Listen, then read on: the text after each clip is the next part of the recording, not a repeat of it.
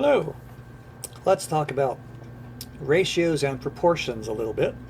What is a ratio and a proportion, and what are some different ways that you can describe it in the real world? So let's talk about the basics. At its root, a ratio or a proportion is just a way to compare two different quantities. You're comparing two different things. Now, the easiest way to think about this is something that you've used for years. It's a fraction. Say, let's look at 3/5. Now, 3/5 is just comparing 3 of something out of 5 total somethings, right? If you had an apple and you have 3/5 of it, that means if you divided that apple up into 5 parts, you would have 3 parts and there'd be 2 parts left over. Well, those both represent proportions. So that's a ratio. Now, it doesn't have to be the same thing. You can compare different things as well in a ratio.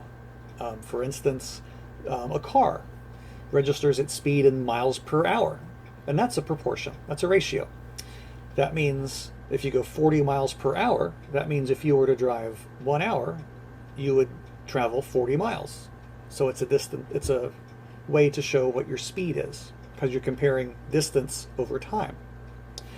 Now, let's say we had a map, and this map was in scale, and it said its scale ratio was 3:5, which would look like this.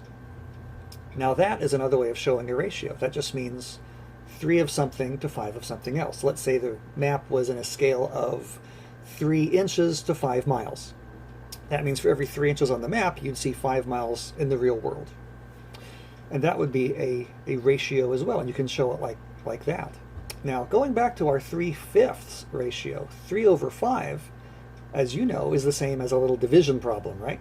That's just 3 divided by 5. So you can show a ratio as a division problem.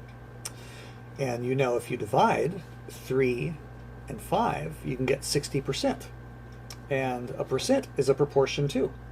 As a matter of fact, that's what percent means. It's per 100. It's 60 parts out of 100 is 60%.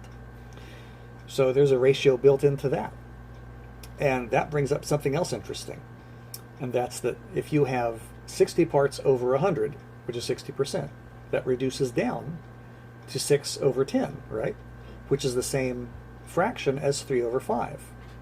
So a lot of ratio and proportion has to do with equivalent fractions and finding an equivalent ratio between something and something else. And that's the root of solving problems with ratio and proportion. And we'll look at solving a couple of those next. But that's the takeaway from this, is that you can show a ratio and a proportion in several different ways. It all means the same thing. It can be a fraction. It can be something to something else. It can be something per something else. Or it could be a percentage. They all mean the same thing. It's all just comparing two different things. So, catch up with you next time. See ya.